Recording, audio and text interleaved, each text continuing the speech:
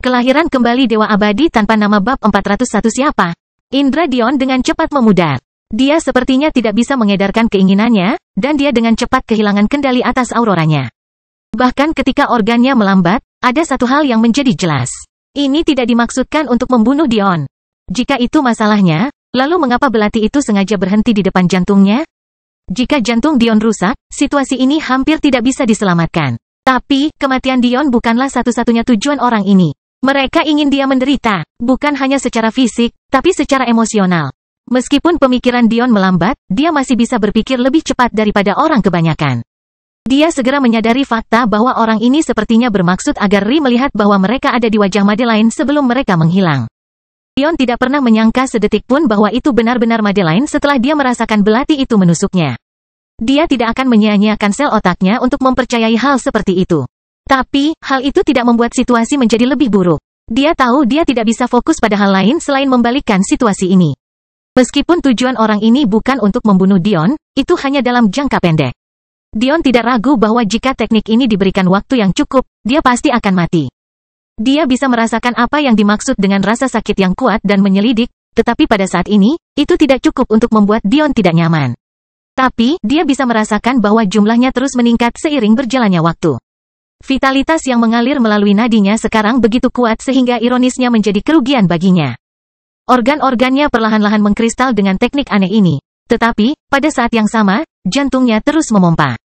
Ini mungkin terdengar bagus, tetapi kenyataannya, itu berarti kristal yang baru terbentuk retak di bawah tekanan karena kurangnya elastisitasnya. Dengan setiap pemompaan, Dion merasa jantungnya semakin dekat dengan kehancuran. Tangan Ri menyentuh dada Dion dan matanya bersinar biru cerah saat dia menyapukan aurora ke seluruh tubuh Dion. Tapi, apa yang dilihatnya adalah sesuatu yang membuatnya gemetar. Ini harusnya surat wasiat, benar. Ri tidak tahu harus berpikir apa. Kristal merah tumbuh dan melapisi organ Dion. Tidak, lebih tepatnya, mereka menjadi organ Dion. Sampai pada kesimpulan itu, Ri segera mencoba mengedarkan keinginan surgawinya di dalam Dion, mengandalkan konstitusi pemerintahan Ratu Elvin untuk meningkatkannya ke level 5. Butir-butir keringat mengucur di dahi Ri karena Dion hanya bisa menonton. Kenyataannya, tindakan pertama Ri adalah tindakan yang sama yang akan dilakukan Dion. Kehendak surgawi adalah pertahanan tertinggi dan memiliki kemampuan untuk memurnikan teknik dan kemauan. Karena Dion menderita kemungkinan kombinasi keduanya, kehendak surgawi seharusnya membantu. Sayangnya, kemampuan Dion untuk menggunakan keinginan surgawinya terputus dan dia perlahan-lahan kehilangan kendali atas auroranya. Thaddeus memperhatikan dengan cemas saat Ellie berjalan memasuki area lobi. Melihat Dion terbaring di tanah, kekhawatiran dan keterkejutan mewarnai wajah Ellie saat dia bergegas maju. Dia tidak ingin mengganggu Ri karena dia jelas-jelas memaksakan diri, tapi mau tak mau dia ingin tahu apa yang terjadi. Dia baru saja bersama Dion, bagaimana bisa jadi seperti ini? Ellie. Suara Ri tegang, tapi ada yang ingin dia tanyakan. Tidak masuk akal bagi Dion untuk lengah begitu saja, bahkan sepertinya tidak ada perjuangan. Hanya ada 3 penjelasan. Entah orang di depan pintu adalah seseorang yang Dion kenal dan merasa nyaman dengannya, atau, setidaknya seseorang menyamar sebagai mereka, atau orang ini jauh lebih kuat daripada Dion sehingga kehati-hatian tidak menjadi masalah. Dan kemungkinan terakhir adalah teknik menghilang yang mereka gunakan. Mungkin Dion tidak menyadari kehadirannya. Ya, Ri, wajah Ellie memucat. Dia sangat sadar bahwa jarak antara napas yang diambil Dion menjadi terlalu jauh. Dia ingin bertanya apakah mungkin Jenderal Iblis Dion, pembangkit tenaga listrik berambut putih yang dia lihat sebelumnya pada hari itu, mungkin bisa membantu. Tapi, fakta bahwa Ri tidak memikirkan hal itu kemungkinan besar berarti bahwa mereka tidak akan banyak membantu sama sekali.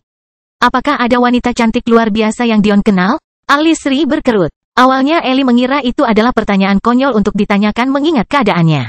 Sampai dia akhirnya menyimpulkan bahwa Ri mungkin mengira orang yang menyerang Dion adalah seseorang yang dia kenal. Namun sayangnya, Ellie tidak melihat penyerangnya. Saat dia keluar, Madeline sudah hilang. Sangat cantik, saya benar-benar tidak tahu dengan deskripsi seperti itu. Ri menggelengkan kepalanya. Tidak. Wanita ini memiliki kecantikan yang tidak akan pernah dilupakan oleh siapapun. Mungkin banyak orang yang mengenalnya. Ri pernah mendengar tentang 6 keindahan alam semesta. Namun kenyataannya secara teknis hanya 5. Dion telah mengubah nama menjadi 6 untuk menambahkannya, dan kemungkinan besar tidak ada yang akan setuju.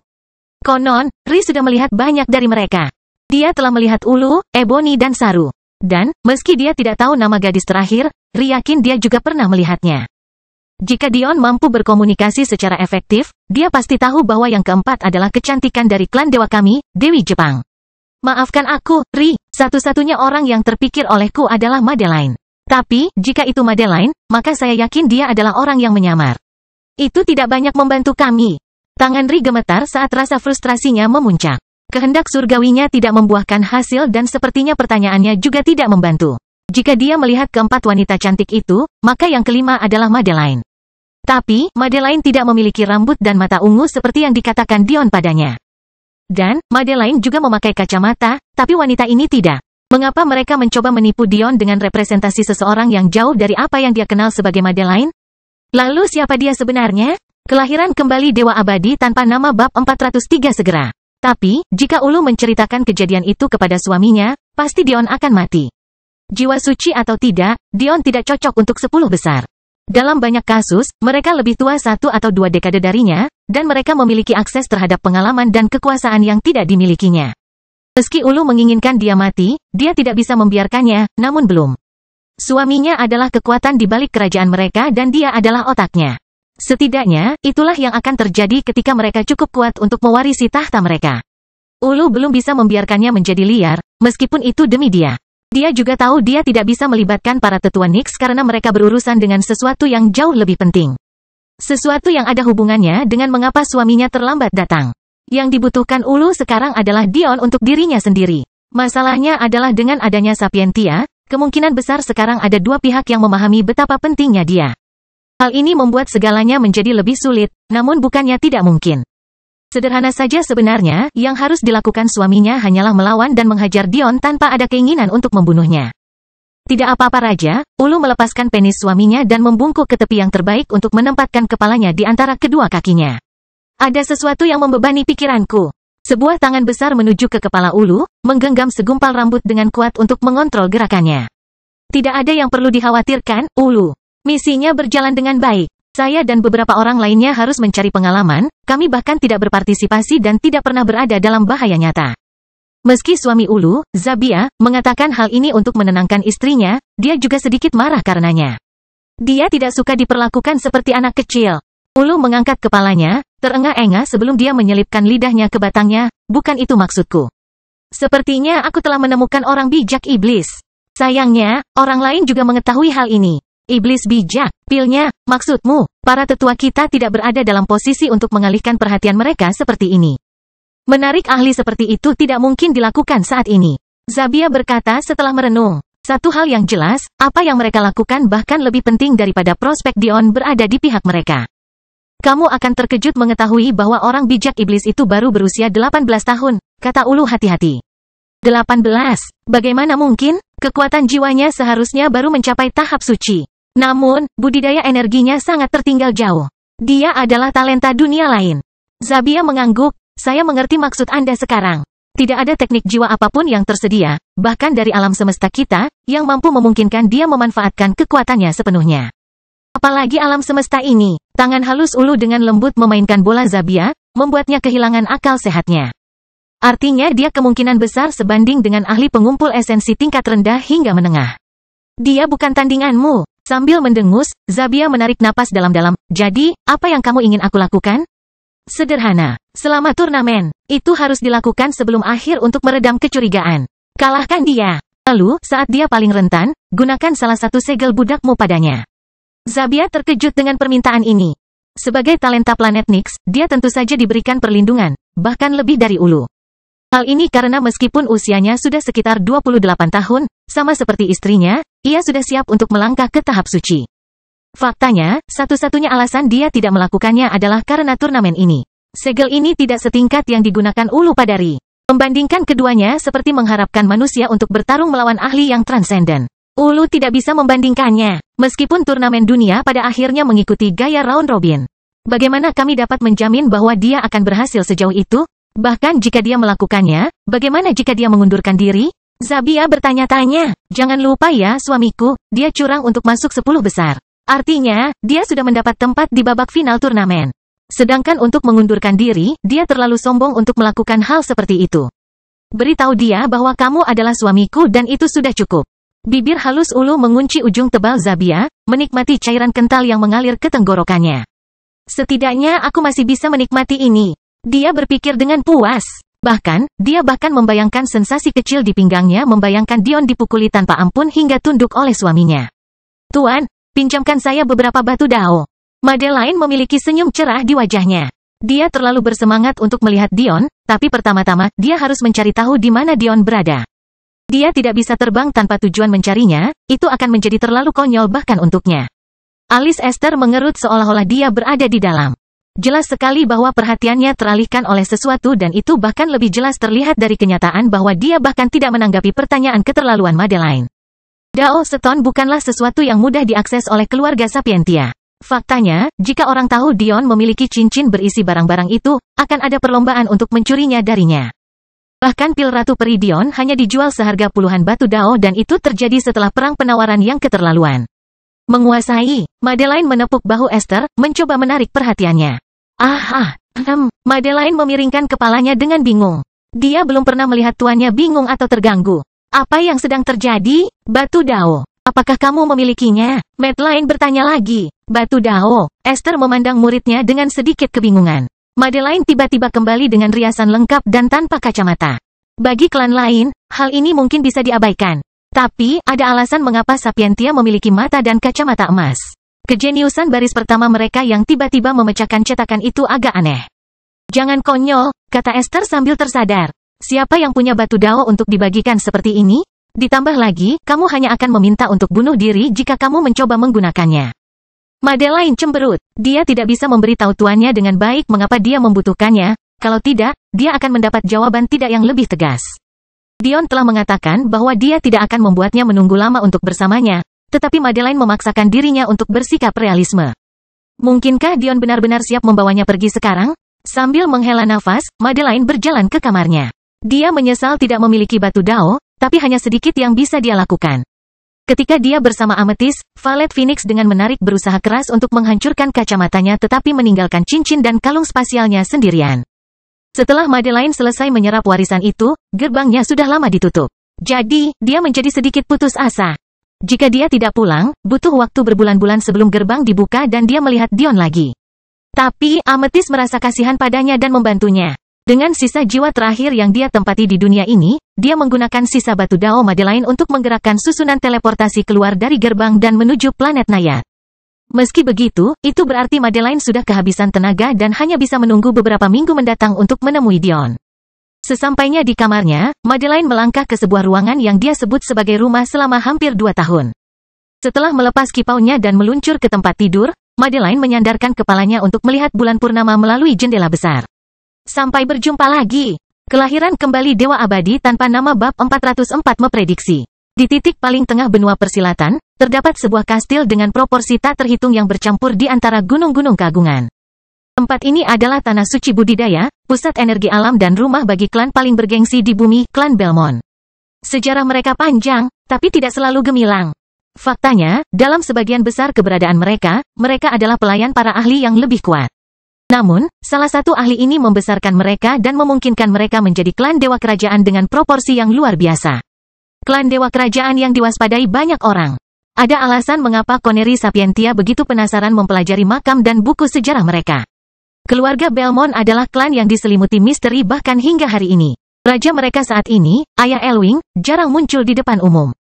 Faktanya, sebagian besar alasan mengapa hanya sedikit orang yang menaruh perhatian pada hilangnya Raja Elvin adalah karena satu-satunya orang yang diketahui menyainginya, Raja Belmont, sudah lama tidak muncul. Namun, perbedaannya adalah meskipun para elf tidak tahu keberadaan Raja Acachia, keluarga Belmont tahu bahwa Raja Belmont masih hidup dan sehat, dan yang paling penting, ambisinya untuk mengangkat keluarga Belmont ke tingkat yang lebih tinggi belum tercapai. Kenyang. Jadi, ketika pangeran pertama generasi ini, Lionel Belmont, kembali dari kampanye untuk memberitahu dia bahwa warisan yang telah mereka jaga selama berabad-abad telah diperoleh, dan oleh seorang wanita, kegembiraannya tidak ada batasnya. Haha. Suara Raja Belmont menggelegar ketika dia keluar dari ruang budidayanya mendengar kata-kata putranya. Lionel, bukankah aku sudah bilang padamu untuk lebih banyak tersenyum? Ada apa dengan tatapan dingin yang kamu berikan pada ayahmu? Tanda hubung titik. Lionel tidak menunjukkan reaksi nyata terhadap kepribadian Raja Belmont yang berlebihan. Dia sudah sangat terbiasa pada saat ini. Ini tidak sesederhana itu, ayah. Dan mengapa demikian? Raja Belmont meregangkan punggungnya. Dia tampak tidak berbeda dengan pria berusia 20-an. Jika bukan karena kekuatan dan auranya, banyak orang akan mengira dia adalah kakak laki-laki Lionel dan bukan ayahnya. Dia juga, seperti Lionel, memiliki rambut ungu. Dan, tidak mengejutkan siapapun, dia juga telah menyatukan mata merah dan birunya menjadi warna ungu yang hampir sempurna, bahkan lebih dari Lionel. Hanya Belmont yang kurang terlatih yang memiliki warna mata yang sangat berbeda seperti Elwing. Mereka yang memiliki jumlah bakat yang tepat, atau memiliki cukup waktu, perlahan-lahan akan memadukan warna agar sesuai dengan rambut mereka. Namun, belum ada Belmont yang berhasil melakukannya dengan sempurna. Satu mata akan selalu lebih merah, dan mata lainnya akan selalu lebih biru. Dia adalah Sapientia. Menariknya, Lionel memulai dengan ini sebagai penghalang utama. Dan, untuk hal seperti ini, ada baiknya membiarkan Connery membodohi makam kita. Lagi pula, dia tidak akan mendapat banyak manfaat darinya. Dia tidak bodoh, ayah. Dia hanya bekerja berdasarkan keuntungan yang efektif. Ini cara yang cukup logis untuk melakukan sesuatu. Raja Belmont menghela nafas.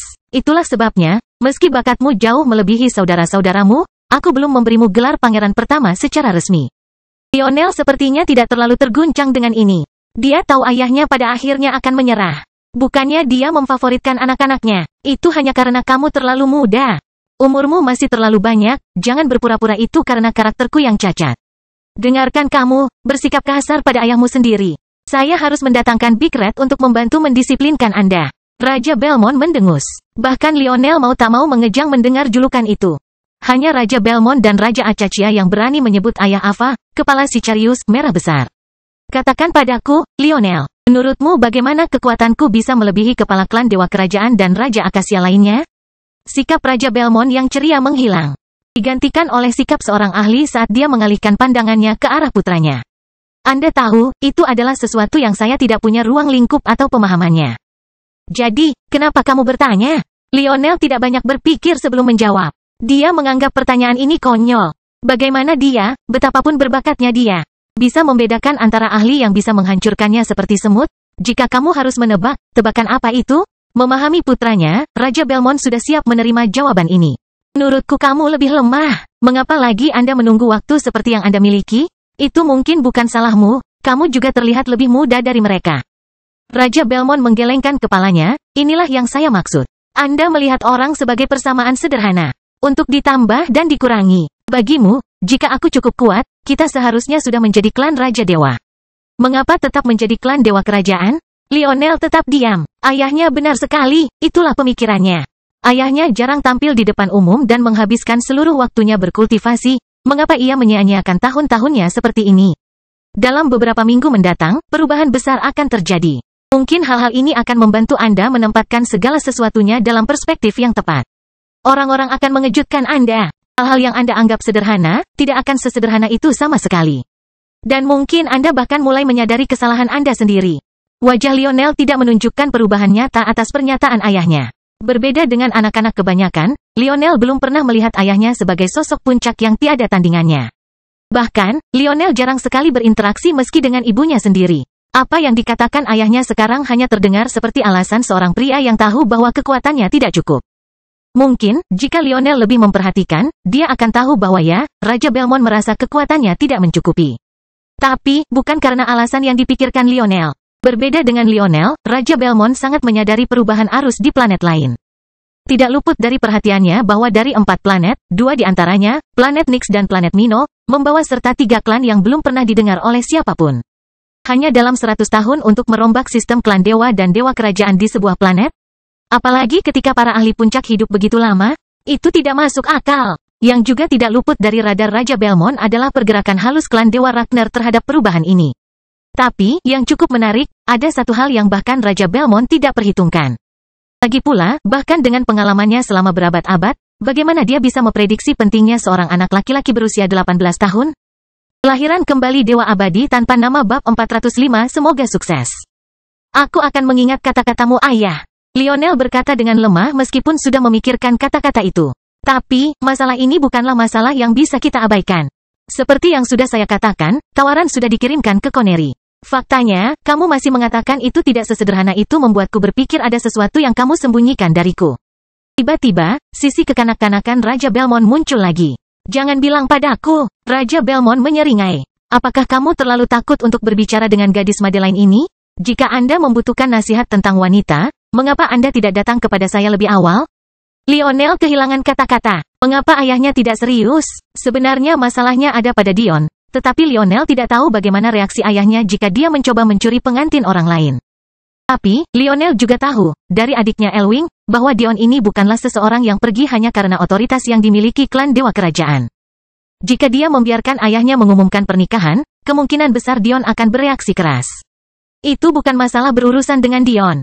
Lagi pula, bagi Lionel, Dion ini adalah karakter kecil. Masalahnya adalah bagaimana reaksi Madeline terhadap Dion. Lionel tidak menyukai gagasan bahwa keluarga Belmont dinodai sebagai suami yang istrinya tidak setia. Namun, pada saat yang sama, warisan ini terlalu penting untuk dilepaskan.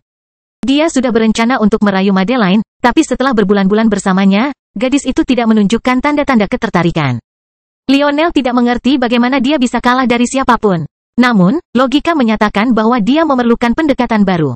Jika cinta tidak didahulukan, cinta harus datang setelah pernikahan. Sambil menggelengkan kepala dan mengabaikan colekan dan dorongan ayahnya, Lionel akhirnya menceritakan situasinya kepada ayahnya. Demi Belmont, Raja harus mengetahui segalanya tentang situasi ini. Anehnya, Raja Belmont tidak merespons seperti dugaan Lionel. Mengetahui ayahnya, Lionel mengira akan ada jawaban tidak yang tegas. Raja Belmont adalah orang yang sering menempatkan emosi di atas logika, atau begitulah menurut Lionel. Namun, dia sedang memikirkan hal ini. Raja Belmont segera menyadari keterkejutan putranya dan menghela nafas. Anda salah mengira keputusan saya di masa lalu sebagai keputusan yang terlalu emosional. Masalahnya adalah Anda tidak memiliki perspektif. Jika ini adalah gadis yang ingin kamu curi hanya karena dia kuat, aku akan menghentikanmu. Faktanya, satu-satunya alasan saya mengizinkan Anda, sebagai seorang pangeran, untuk berkampanye di planet lain adalah karena Anda tidak memberitahu saya tentang karakter Dion ini sebelumnya. Saya tidak akan pernah mengizinkan Anda mencobanya. Anda akan menodai nama Belmont. Api ungu menyala di mata Raja Belmont saat dia menatap putranya. Apa yang kamu pikirkan? Entah bagaimana karena kamu berasal dari klan Dewa Kerajaan sehingga dia akan menyerahkan segalanya untukmu? Apakah Anda tidak punya konteks? Tidak mengerti? Tahukah kamu apa yang dialami gadis itu? Mengapa dia memilih kekuasaan atas seseorang yang benar-benar peduli padanya? Lionel belum pernah melihat ayahnya begitu marah padanya. Bahkan ketika dia bersikap kasar dan dingin, Raja Belmont tidak pernah bereaksi seperti ini. Apakah yang dia coba lakukan begitu buruk? Dia terkejut. Biarkan aku memberitahumu sekarang. Seandainya kamu menyentuhnya tanpa persetujuannya, aku akan membunuhmu di tempat kamu berdiri. Kamu akan kehilangan hak untuk menjadi anakku. Kata-kata Raja Belmont tidak memberikan peluang apapun. Dia bersungguh-sungguh dengan apa yang dia katakan. Meskipun wajah Lionel masih belum berubah dari ekspresi standarnya yang datar, keterkejutannya tidak bisa diremehkan. Dia mengira ayahnya tidak akan sependapat dengannya, tapi tidak sampai sejauh ini. Raja Belmont berbalik, jelas kesulitan mengambil keputusan. Dia belum pernah mendengar tentang Dion ini sebelumnya. Tapi, dia baru saja menerima laporan hari ini tentang keributan yang disebabkan oleh seorang anak laki-laki berusia 18 tahun. Seseorang yang dianggap oleh banyak orang sebagai orang nomor 1 dalam daftar Demon Sage. Tapi, itu bukan satu-satunya masalah yang dia hadapi. Dia tahu bahwa putranya, Lionel, memiliki cukup bakat untuk bersaing bahkan dengan Dion. Ada alasan mengapa Lionel bisa bertarung melawan putra dan putri klan Dewa Raja Uidah yang mengumpulkan esensi tingkat tinggi meskipun memiliki budidaya yang jauh lebih rendah. Sekalipun laporan tentang Dion sama benarnya dengan laporan yang dilebih-lebihkan, Raja Belmont tetap yakin putranya akan menang. Masalahnya adalah warisan ametis. Tidak peduli seberapa bermoralnya Raja Belmont, benih iman ini memiliki arti penting yang belum pernah terjadi sebelumnya bagi keluarga mereka dan dunia persilatan secara keseluruhan. Membiarkannya masuk ke dalam keluarga orang lain, tidak lebih dari sebuah tamparan di wajah setiap Belmont yang pernah hidup dan kemungkinan besar merupakan hukuman mati bagi banyak orang. Ini bukanlah keputusan yang sederhana. Kemudian, dia memikirkan hal lain. Dion ini, menurutmu dari mana anak ini berasal? Raja Belmont membalas ke arah Lionel, mengejutkannya. Dunia fana. Raja Belmont menarik napas tajam. Dia telah membuat keputusan. Kecuali kamu bisa mengalahkannya, jangan berpikir aku melamar pernikahan ini. Dengan kata-kata terakhir itu, Raja Belmont masuk ke ruang budidayanya, meninggalkan Lionel sendirian di pegunungan. Setelah menghabiskan begitu banyak waktu memarahi putranya karena tidak memperlakukan orang lain sebagai persamaan sederhana, Raja Belmont hampir membiarkan dirinya jatuh ke dalam perangkap yang sama. Dari segi ukuran, Dion ini terlalu berbahaya. Dia terlalu lemah. Dia tidak memiliki cukup dukungan. Dan semuanya disusun berdasarkan fakta bahwa keperawanan dan garis keturunan Madeline sangat penting bagi kebangkitan Belmont dan penyelamatan dunia persilatan. Raja Belmont tidak semuanya baik dan penuh perhatian. Ia adalah orang yang memahami keseimbangan dan nuansa, sekaligus memahami moralitas dan pentingnya etika bagi seorang penguasa. Namun karena itu, ia pun paham bahwa apa yang benar dan apa yang salah selalu diwarnai abu-abu. Apakah benih iman itu milik Madeline? Ya, tapi ada nyawa yang dipertaruhkan. Terlepas dari pilihan Amethyst, Raja Belmont masih tidak percaya bahwa kekuatannya akan lebih bermanfaat bagi Madeline dan Dion daripada Madeline dan Lionel. Raja Belmont mengetahui dan memahami dengan baik bagaimana perang yang dilakukan Amethyst terkait dengan skema yang lebih besar. Dia tahu betul betapa pentingnya pengenalan kembali benih iman Amethyst ke dunia persilatan saat ini. Dan dia juga memahami bahwa di luar harapan nenek moyangnya, ada harapan masa depan yang bergantung pada keputusan saat ini. Tapi, dia perlu melihatnya. Dia tidak akan begitu saja percaya bahwa putranya adalah pilihan terbaik atau bahwa keluarga Belmont adalah pilihan terbaik. Jika Dion ini menganggap Madeline harus menjadi miliknya dengan egois, dia harus membuktikannya. Dia harus mengatasi belenggu yang dikenakan pada dirinya dan rakyatnya. Dan, dia harus menunjukkan kepada dunia persilatan bahwa dia adalah miliknya. Tidak ada yang peduli dengan kerugiannya. Tidak ada yang peduli dengan masa mudanya. Tidak ada yang mau mendengarkan alasan apapun yang dia miliki. Jika dia menginginkan Madeline, Raja Belmont hanya bisa mendoakan semoga dia beruntung. Kelahiran kembali Dewa Abadi tanpa nama bab 406 tepat di depan. Pada malam yang sama, sebuah planet yang bahkan Raja Belmont jauh dari pikirannya bertemu, planet Naiad. Ini adalah planet yang memiliki hubungan paling dekat dengan bumi dan merupakan rumah bagi klan Dewa Kerajaan Clyde, klan Dewa Kami, dan klan Dewa Endora. Tapi, yang masih diingat banyak orang adalah fakta bahwa tempat itu dulunya merupakan rumah bagi klan Dewa Kerajaan yang benar-benar berbeda. Klan Ayah Delia, klan Dewa Kerajaan Patia Neva. Sayangnya, klan itu kini mengalami penurunan drastis. Mereka bahkan tidak cukup kuat untuk mendapatkan perwakilan di turnamen dunia ini. Karena itu, mereka digantikan oleh klan Dewa Endora. Apakah kamu sudah menemukan Patia Neva? Seorang pria dengan rambut berwarna coklat terang hingga hampir pirang berbicara. Di sampingnya, di singgasana yang hanya beberapa sentimeter lebih rendah, ada seorang wanita dengan kulit zaitun yang cantik. Dia mempunyai ciri-ciri yang seharusnya hangat dan mengundang, tapi ada sesuatu yang jelas-jelas mati dan dingin di matanya. Kepala Clyde, sayangnya kami belum bisa melakukannya. Dia sangat pandai bersembunyi. Kami tidak yakin apakah itu memang disengaja atau tidak, tapi dari sumber kami, dia adalah kepala akademi yang menyedihkan 2 tahun yang lalu. Saya yakin bernama Focus Academy. Namun, hal itu dibubarkan. Tidak ada yang melihatnya sejak itu. Kemungkinan besar dia menghilang karena mengetahui kita akan datang ke planet ini untuk mengikuti turnamen. Dan putrinya, wanita itu sedikit gemetar mendengar kata-kata ini tetapi segera menghentikan emosinya. Membiarkannya bersinar hanya akan membuatnya semakin kesakitan. Saya yakin namanya Delia Patia Neva. Saya tidak melihat namanya di peringkat, tapi dia juga masih terlalu muda untuk turnamen dunia, atau, lebih tepatnya, terlalu muda untuk tampil baik. Meski begitu, meskipun setiap orang yang memiliki kultivasi antara pembentukan meridian dan pengumpulan esensi berpartisipasi, jika Patia Neva menyembunyikan dirinya, saya rasa dia tidak akan mengizinkan putrinya untuk berpartisipasi. Kepala Clyde mengangguk. Wajahnya tetap dingin dan dia tidak pernah sekalipun mengalihkan pandangannya ke wanita di sisinya. Hanya dia dan dia yang tahu bahwa putri ini bukan hanya milik Patia Neva. Tapi, bagaimana kepala klan Dewa Kerajaan membiarkan informasi tersebar tentang istrinya yang memiliki anak dengan pria lain? Yang bisa dia lakukan hanyalah menyiksa dan membunuh mereka berdua. Kemudian, ketika dia puas dengan rasa sakit yang diderita istrinya, dia akan membunuhnya juga. Selama babak grup, anggota planet Naiad hanya memiliki satu tujuan. Bunuh Delia Patia Neva. Tidak terlalu jauh dari sana, di sebuah rumah besar yang familiar, Thaddeus berdiri mengawasi sebuah cincin bersama Ellie, keduanya menunggu dengan gugup. Namun, di dalam ring, mungkin orang yang paling gugup adalah Ri. Semua idenya gagal dan dia menjadi semakin gelisah. Sudah sehari penuh sejak Dion kehilangan kemampuan berkomunikasi, tetapi matanya tetap tegas. Jika bukan karena seberapa sering Ri menyatukan jiwanya dengan Dion, dia tidak akan tahu seberapa besar rasa sakit yang dialami Dion. Namun, ada saatnya di mana meskipun dia ingin berbagi rasa sakit Dion, otaknya tidak dapat berfungsi dengan baik di bawah begitu banyak tekanan. Dia tidak punya pilihan selain menarik diri dan mencoba menenangkan dirinya. Sebelumnya, idenya adalah menggunakan teknik keluarga Florence untuk menyerap kristal di Dion. Dengan begitu, mereka tidak hanya akan memahami tekniknya, mereka juga akan membunuh 2 burung dengan 1 batu dengan menyelamatkan Dion. Ini akan berhasil karena jelas bagi Ri bahwa teknik ini sangat didasarkan pada kemauan. Dan surat wasiat ini, jelas terkait dengan kristal merah yang dilihatnya. Namun, masalahnya adalah bahkan Jenderal Iblis yang paling berjiwa berbakat pun tidak berbakat seperti Dion. Satu-satunya alasan Ri bisa belajar menggunakan pohon kehidupan dan kematian dengan begitu cepat, meskipun jauh lebih efisien dibandingkan dengan Dion, adalah karena darah keluarga Acacia mengalir melalui dirinya. Teknik ini benar-benar dibuat khusus untuk kesuksesannya.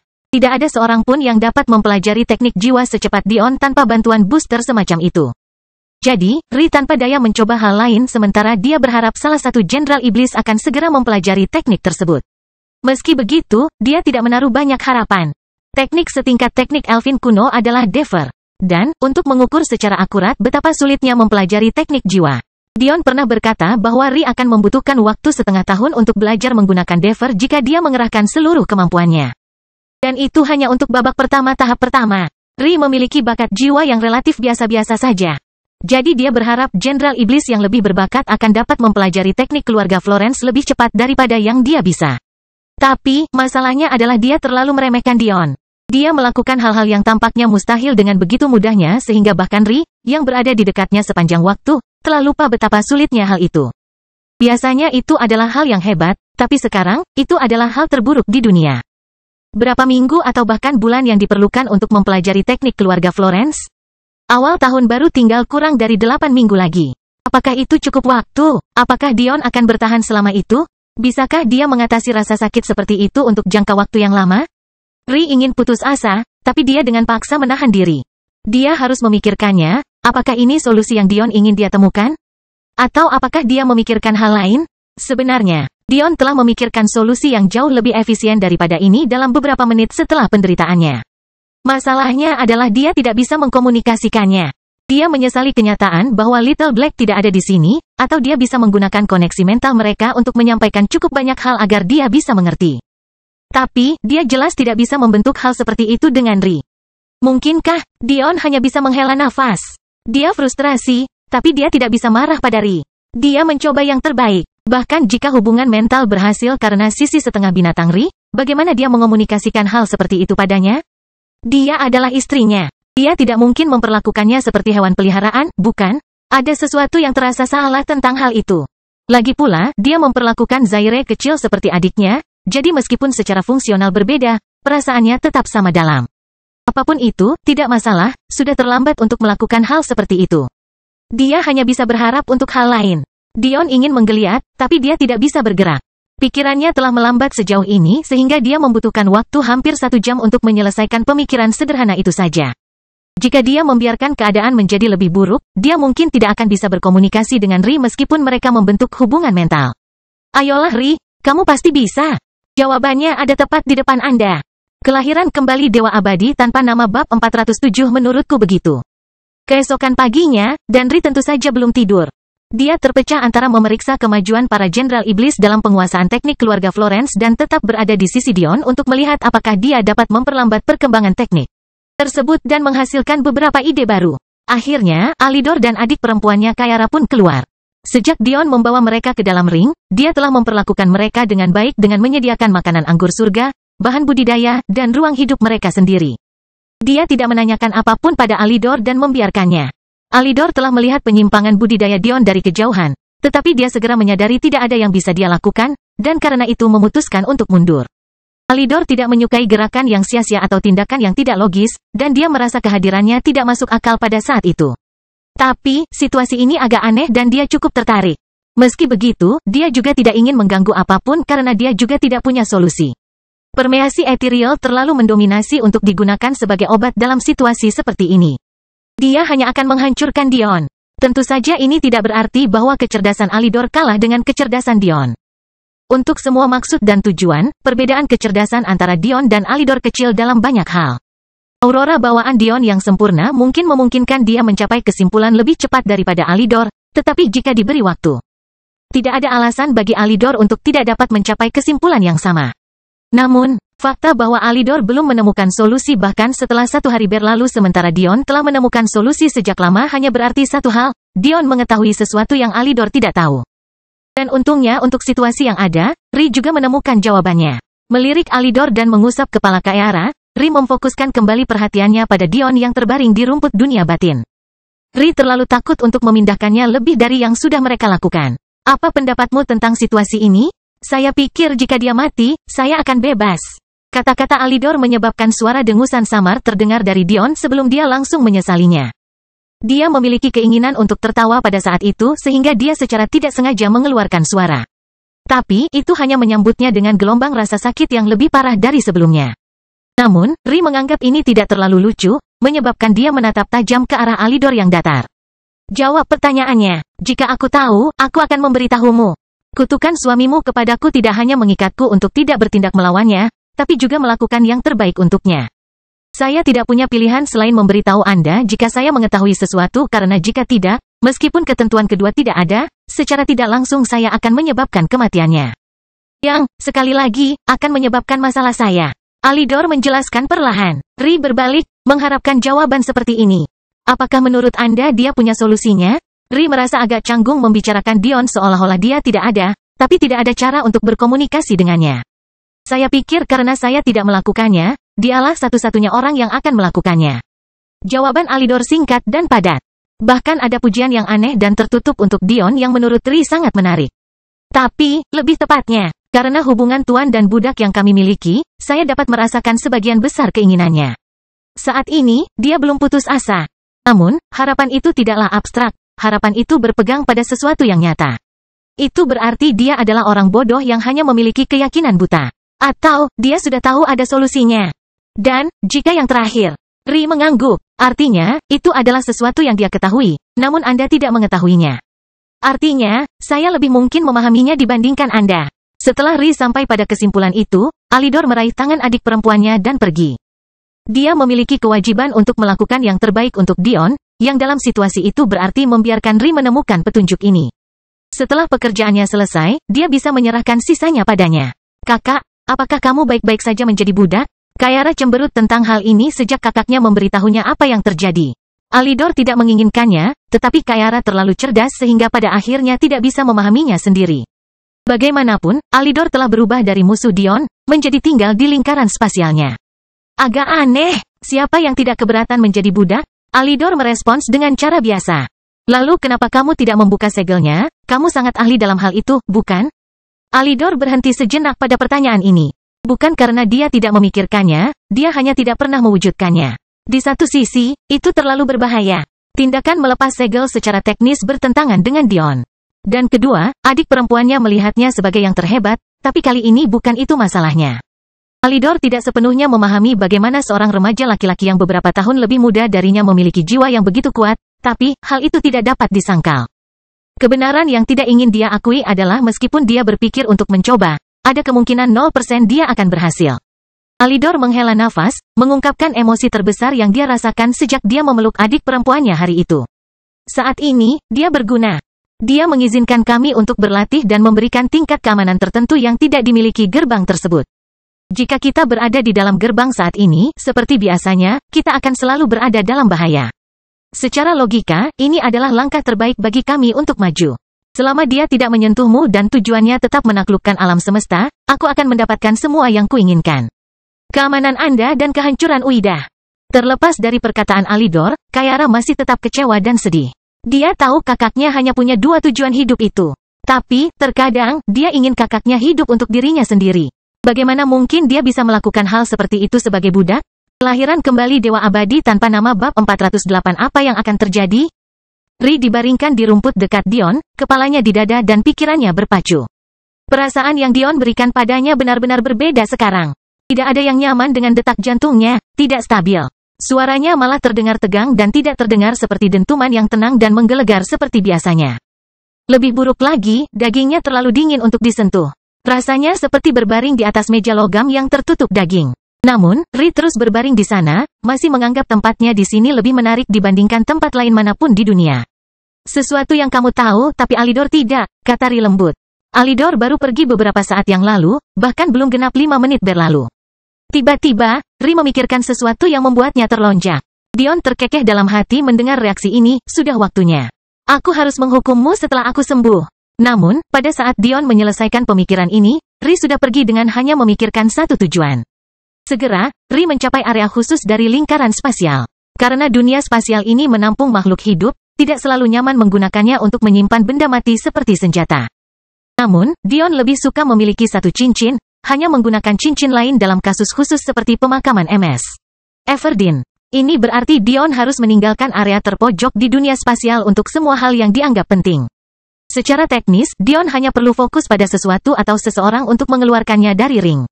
Namun, masalahnya adalah di mana menemukan barang-barang itu jika dia meninggalkannya di mana saja. Jadi, Dion mulai memanfaatkan perpustakaan sekte rusa surgawi untuk menampung benda-benda ini sehingga dia dapat dengan cepat mengirimkan pikirannya ke lokasi tertentu. Mengabaikan tumpukan buku dan kertas, Ri segera menuju sudut terjauh dari perpustakaan besar untuk menemukan bagian buku dan senjata yang tertata rapi. Namun, fokusnya tertuju pada satu hal tertentu. Sebuah buku yang akan segera diperhatikan oleh elf manapun, Elvin Tome. Ri gemetar mengantisipasi. Dia tahu ini pasti jawabannya. Elvin Tome dikenal sebagai pembersih terbaik. Buku besar ini tidak hanya memberi peringkat pada manifestasi, tetapi juga bertanggung jawab untuk membersihkan akumulasi kejahatan yang harus dihadapi oleh empati sejati. Meskipun demikian, meskipun fungsi terakhir ini sudah cukup bagi Ri untuk mencobanya, itu tidak cukup baginya untuk merasa percaya diri seperti dirinya. Apa yang benar-benar membuat Ri percaya diri adalah anekdot lain. Dulu ketika para jenderal iblis masih tidak mampu, Dion telah menggunakan susunan surgawi yang dikombinasikan dengan batu energi untuk memfasilitasi pemulihan mereka.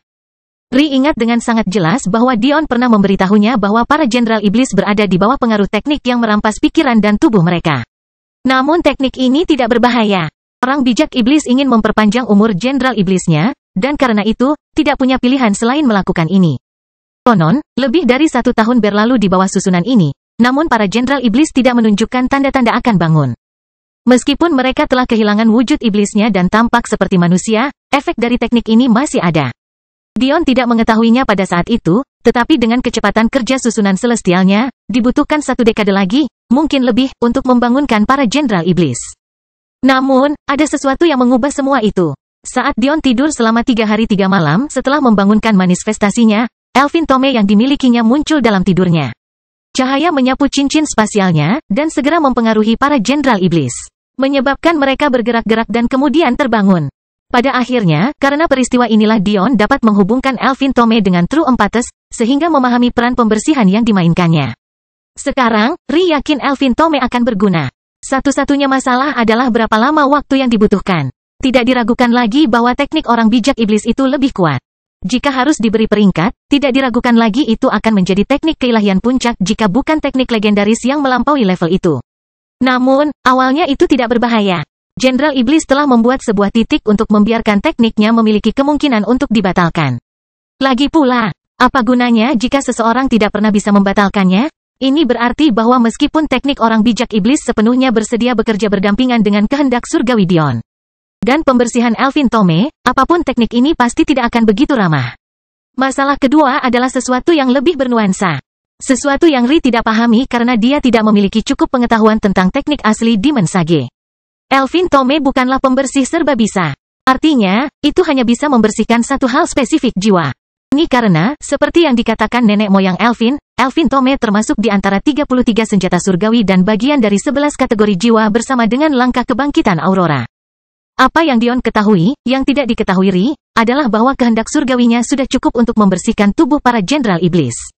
Bagaimanapun, mereka sudah dalam bentuk manusia ketika Dion membawa mereka keluar dari dunia warisan.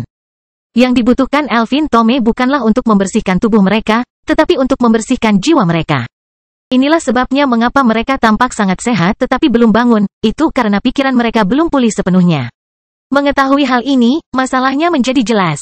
Teknik ini, meskipun juga memengaruhi Aurora Dion dan memperlambat pikirannya, dan dengan demikian memengaruhi jiwanya. Teknik ini juga memengaruhi tubuh Dion, sesuatu yang tidak dapat dibersihkan oleh Elvin Tome. Artinya, secara efektif, hanya sebagian dari masalah yang akan terselesaikan. Jika jiwa Dion diselamatkan, apa yang akan menyelamatkan tubuhnya? Kelahiran kembali Dewa Abadi tanpa nama bab 409 segera. Ri tidak punya waktu untuk memikirkan hal seperti ini, dia harus percaya bahwa meskipun terjadi kesalahan, Dion akan punya solusinya. Melihat Ri kembali dengan Elvin Tome, Dion ingin tersenyum tapi tentu saja tidak bisa. Dia perlahan-lahan kehilangan penglihatannya, tapi dia bisa melihat cahaya di ujung terowongan. Selama dia membebaskan jiwanya, dia akan bisa berkomunikasi. Mungkin tidak dengan tubuh aslinya, tapi dia bisa membuat tiruan dengan teknik keluarga Florence dan berkomunikasi. Karena teknik itu bergantung pada jiwanya, setelah belenggu itu dilepas, dia bebas melakukan ini. Ri membeku ketika dia mencapai Dion, sedikit ragu. Meskipun dia merasa percaya diri beberapa saat yang lalu, saat ini, dia sangat takut kalau ini bukanlah solusinya. Tapi, melihat tatapan tegas Dion yang hampir mengkristal, dia tahu dia tidak bisa menunda lebih lama lagi. Begitu buku besar itu menyentuh dada Dion, efeknya langsung terasa. Setelah beberapa saat kesakitan, pikiran Dion mulai mencapai kecepatan tertingginya. Auroranya menyala kembali dari cahayanya yang meredup dan Dion bisa merasakan segala sesuatu di sekitarnya lagi. Dalam waktu kurang dari 10 detik, jiwa Dion telah sepenuhnya dibersihkan dari semua tanda teknik tersebut. Namun Ri tidak bisa melihat perubahan ini. Dia melihat kilatan cahaya yang suram, tapi selain itu, dia melihat Dion masih tidak bisa bergerak. Kekecewaan di wajahnya terlihat jelas dan dia merasa ingin berteriak. Mengapa segala sesuatu di dunia persilatan sepertinya berniat menghancurkan segala sesuatu yang penting baginya? Namun, dia hanya memejamkan mata dan fokus. Jika ini tidak berhasil, hal lain harus dilakukan. Apalagi yang bisa dilakukan, tiba-tiba, lamunan Ri disela oleh tepukan di kepalanya. Matanya terbuka, Dion, air mata mengalir di wajah Ri saat dia menemukan sosok Dion tepat di depannya. Tapi, ketika dia menyadari ada Dion lain tergeletak di tanah dengan buku besar itu masih tergeletak di dadanya, dia tidak tahu bagaimana perasaannya. Ini, Ri tergagap. Ah, jangan khawatir tentang itu. Saya tidak bisa keluar lama-lama karena saya perlu fokus penuh untuk menyembuhkan sisa ini. Faktanya, setiap detik yang saya habiskan di sini adalah detik lain dari teknik yang bereaksi keras. Seperti dugaan Ri, teknik itu berbahaya. Ketika ia merasa kekuatannya dirambah, ia mulai bereaksi dengan keras. Jika Dion terus menyimpang kekuatan jiwanya, situasinya hanya akan menjadi lebih buruk dengan lebih cepat. Ri mengangguk sambil mengusap pipinya agar dia bisa mendengarkan kata-kata Dion. Aku membutuhkan Elvin Tome untuk tetap bersamaku agar jiwaku tidak kambuh lagi, jadi pastikan jiwa itu tetap di sana. Selain itu, dengan jiwaku yang terbebas, aku mempunyai akses terhadap keinginanku lagi. Tapi, kehendak surgawi tidak berhasil. Tentang itu, aku punya ide lain. Jangan khawatir tentang hal itu. Saya ingin Anda fokus dan menggunakan 7-8 minggu ini untuk berkultivasi, jangan lewatkan turnamen dunia. Saya tahu ini penting bagi Anda. Saya akan baik-baik saja. Dengan waktu sebanyak itu, selama Anda menggunakan ruang arai yang saya buat untuk Anda, peningkatan Anda pasti luar biasa. Hal terakhir, tentang orang yang menyerang klon Dion meringis, hancur lebur dalam sekejap. Ri melihat ke arah sosok Dion dengan cemas. Jika jiwanya menghilang begitu tiba-tiba, situasinya pasti serius. Dia bahkan tidak punya waktu untuk memikirkan apa yang ingin Dion katakan padanya tentang siapa yang menyerangnya. Tampaknya hal itu tidak penting dalam skema besar. Terlepas dari kata-kata Dion, Ri menghabiskan sisa hari itu dengan duduk di samping Dion dengan cemas. Dia melakukan semua yang dia bisa untuk memeriksa perubahan kecil apapun. Tetapi bahkan mata Dion telah berkaca-kaca dengan kristal merah. Namun, di pagi hari ketiga, Ri menemukan secercah harapan. Detak jantung Dion akhirnya menjadi normal. Melihat itu, Ri mengangguk. Kalau begitu, aku akan pergi berkultivasi. Dia berpikir dalam hati, kalau begitu, aku akan membuat mereka membayar. Ayah, Delia memulai, merasakan kehadiran familiar di kamar hotelnya. Dia menghabiskan beberapa minggu terakhir terkunci di sini, berkultivasi. Faktanya, tempat itu telah menjadi daratan es utuhnya saat dia mencoba yang terbaik untuk memahami apa itu jalur absolut. Sosok yang familiar muncul, pria parubaya dengan kulit zaitun gelap dan janggut lebat serta rambut terawat rapi. Air mata hampir tumpah dari mata Delia, namun sepertinya ada penghalang antara dirinya dan emosinya yang semakin membesar beberapa hari terakhir ini. Jalan yang absolut tidak kenal ampun dan kejam dan mulai semakin mengganggu kepribadian Delia. Patianeva memandang putrinya dalam diam. Jika diperhatikan, mata coklat keruhnya menahan sedikit rasa sakit, seolah-olah dia tahu persis apa yang sedang dialami putrinya. Aku tidak mengharapkan jalan ini untukmu. Patianeva berkata dengan lemah, saya hanya ingin menghindari ini. Anda tidak harus membuat keputusan yang sama seperti yang saya lakukan hanya demi kekuasaan atau demi kebaikan yang lebih besar. Kamu seharusnya dibiarkan tumbuh tanpa beban seperti itu, namun kesalahanku telah mendorongmu sampai pada tujuan ini. Delia tidak tahu apa yang dibicarakan ayahnya. Apakah dia juga mengetahui tentang jalan absolut? Apakah ini alasan perubahan yang Delia lihat pada ayahnya? Tapi, Patianeva tidak menjelaskan. Apakah ini jalan yang kamu pilih? Delia mengangguk. Meski kebingungan, dia tahu inilah jalannya menuju kekuasaan. Dia tidak tahu apa yang dialami ayahnya, tapi ini adalah pilihannya. Sebentar lagi, kamu akan mengetahui hal-hal yang tidak akan pernah membuatmu bisa melihatku dengan cara yang sama lagi. Tapi, untuk saat ini, izinkan aku melakukan tindakan terakhirku sebagai ayahmu. Patianeva berbicara dengan lemah. Aura tiba-tiba menyelimuti ruangan sebelum Delia dan Patianeva menghilang dalam sekejap. Meskipun Delia tidak mengetahuinya pada saat itu, dia akan mengetahuinya suatu hari nanti. Aura yang menyelimuti ruangan itu, bukanlah aura normal. Tidak diragukan lagi, kehadiran pakar surgawi. Kelahiran kembali Dewa Abadi tanpa nama bab 410 Kawa. Begitu saja, 2 bulan berlalu. Ri menghabiskan setiap hari dengan rajin berkultivasi oleh Dion. Faktanya, kemajuannya begitu menakutkan sehingga sedikit perhatian yang Dion berikan untuk mengawasinya dihabiskan karena terkejut. Sayangnya, menjelang turnamen tiba dan Dion masih belum bergerak sedikit pun. Kabar baiknya adalah kristal merah telah menyusut secara drastis, tidak lagi menutupi mata Dion dan sebagian besar organnya, namun, Dion tidak dapat beristirahat sedetik pun. Semakin banyak teknik yang dia hapus, semakin sulit pertarungannya.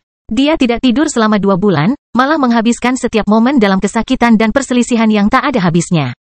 Namun dia merasa lebih baik dengan situasinya, mengetahui bahwa Ri ada di sisinya. Dan, dia mendapat manfaat dari pengalaman ini dengan cara yang hanya dia tahu. Untuk saat ini, haruskah aku benar-benar pergi? Ri memandang Dion yang sudah lama memejamkan mata. Dia tahu bahwa Dion ingin dia pergi ke turnamen dunia, dan dia juga tahu bahwa partisipasinya juga sangat penting untuk prestise kerajaan Elfin, tapi dia terkoyak. Hal-hal seperti balas dendam dan prestise bisa menunggu, tapi Dion hanya punya satu kehidupan. Jika terjadi sesuatu saat Ri pergi, dia tidak akan bisa memaafkan dirinya sendiri. Meski begitu, Ri tahu dia tidak berpikir rasional. Ada 3.000 jenderal iblis di sini. Dan 1.000 dari mereka adalah orang suci. Bagaimana dia bisa melindungi Dion lebih dari yang mereka bisa? Namun seringkali, cinta itu tidak rasional. Namun, sebelum Ri sempat berpikir untuk mundur, leher Dion menegang untuk mengangguk dan dia mendengus sekeras yang dia bisa. Melihat perjuangan Dion seperti ini, air mata hampir mengalir dari mata Ri untuk yang kesekian kalinya. Tapi, dia menerimanya. Baiklah, berhenti bergerak. Aku akan pergi. Meski Ri tidak mengatakannya, ada hal lain yang dia khawatirkan. Dion dan Koneri Sapientia memiliki jadwal pertandingan penutupan hari pertama turnamen dunia tersebut. Tapi, jelas bahwa apapun yang dilakukan Dion, tidak cukup untuk siap pada akhir besok. Bagaimana reaksi Koneri jika Dion tidak muncul? Ri mengepalkan tangan kecilnya dan menghela nafas. Tidak banyak yang bisa kita lakukan. Mencondongkan tubuh ke depan, Ri mencium lembut bibir Dion sebelum kembali berlatih. Dia ingin berada dalam kondisi optimal untuk besok. Beberapa wajah muncul di benaknya. Mereka akan menjadi musuh sasarannya dan mereka akan membayarnya. Jalan yang absolut tidak bisa dimaafkan. Jika Anda telah melangkah ke jalur ini, hanya sedikit yang akan Anda dapatkan dalam hidup ini. Persahabatan tidak akan terasa sama. Cinta tidak akan terasa sama. Keluarga tidak akan merasakan hal yang sama. Patia Neva berbicara dengan lemah saat dia membimbing Delia berulang kali melalui jalur kultivasi. Mereka berdua duduk di tengah badai salju dengan proporsi yang luar biasa. Namun suara Patia Neva sepertinya dengan mudah menembusnya. Ini adalah puncak gunung yang jarang dikunjungi orang. Faktanya, itu adalah puncak gunung yang tidak ditemukan di bumi. Sebaliknya, itu ditemukan di asteroid di tempat yang dikenal sebagai sabuk es. Ini adalah cincin asteroid yang ditemukan di tata surya yang menampung planet Nayat, bekas rumah klan Dewa Kerajaan Patia Neva yang kini telah digantikan oleh klan Dewa Kerajaan Clyde. Di masa lalu, ketika alam semesta mereka berkuasa atas alam semesta lainnya di kuadran ini, sabuk es dikenal sebagai tempat terbaik untuk mempelajari kehendak es.